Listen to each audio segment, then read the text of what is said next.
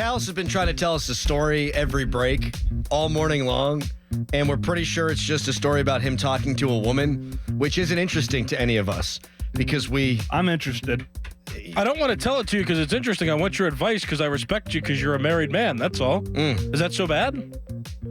Yes. Jeff Hathhorn joins us right now, Odyssey Sports Director. Jeff, good morning to you, buddy. How you doing?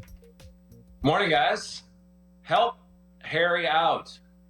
We will. We're just trying to do a professional radio show We're around working here. We're working here. First priority, get Jeff Hathhorn on the air. And then if you do that with enough time left, maybe we can hear your story that I don't think is going to be all that interesting. No. And honestly, I don't really feel in the mood to give advice. I would probably just steer him in the wrong direction. If I were looking for advice, I'd go to Jeff. Yes. Yes. Probably on most topics. Mm-hmm. I agree with that. I agree. Jeff, a very well-adjusted Gary human would being. give some good advice. Ricky Gary. Is that what he said? Yeah. Yeah, bet that. Yeah. Bleed it. Bet that. Bet that. Remember that? That was so good. I do remember that. That's amazing. There's a few things I want to say, but I feel like I'll wind up accidentally getting myself in trouble. So we move on. Yeah. Broderick Jones, Jeff, I don't know if you got a chance to catch up with him yesterday, but what's your understanding of the mindset of the young man? This can't be an easy thing, obviously, to deal with. Yeah, unfortunately, we didn't get a chance to talk to him yesterday. Listen, I would say this.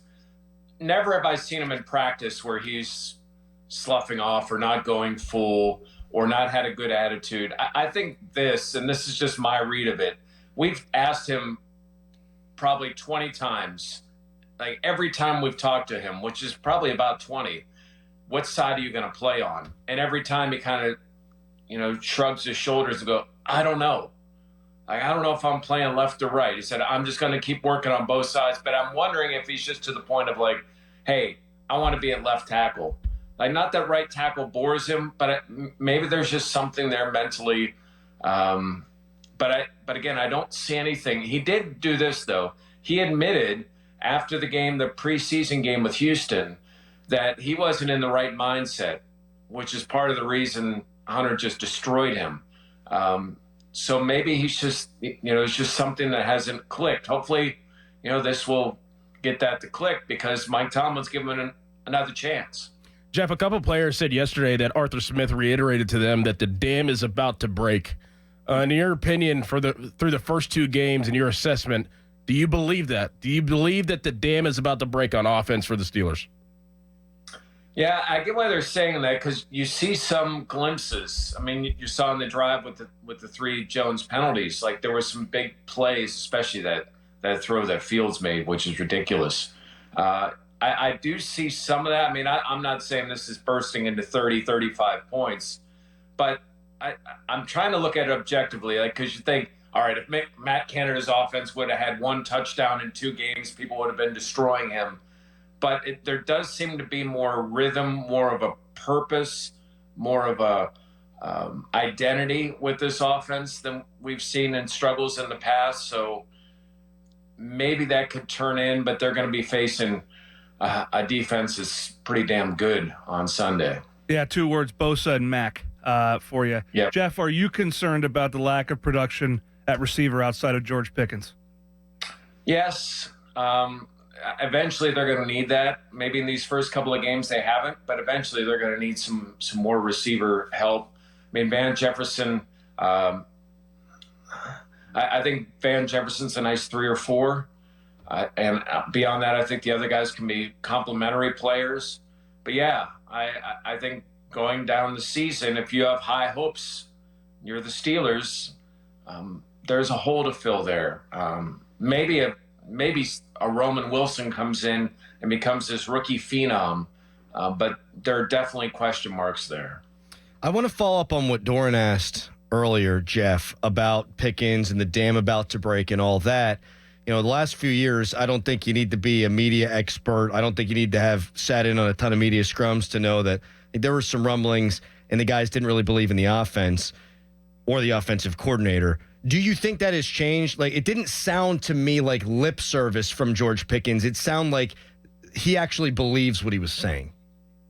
And you heard in one of the answers how he said, and I asked him, like, why do you feel that way? And he's like, well, it's the plays. It's going vertical.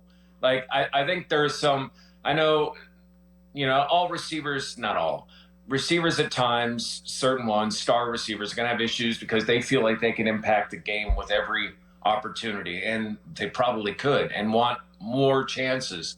But I think that's why he's excited about it. He sees the vertical opportunities. I mean, he saw the throw from Fields that I mentioned. Like, they're going to take some chances down the field, which is why I think that. And let me add this quickly to Broderick Jones' answer. I think the wild card in all of this is that Dan Moore didn't give up. If he would have checked out like Chooks did last year, this would be a whole different scenario. But because Moore, even though they've drafted 2 first-round tackles, has continued to just fight, that's what's made this a 3-person race. Jeff, I think it's easy to agree that Jim Harbaugh is a good coach, but you're an Ohio State guy, and you know what Michigan did last year and won the national championship. What are your just thoughts about Jim Harbaugh, not just the coach, but as a whole? We in delay? He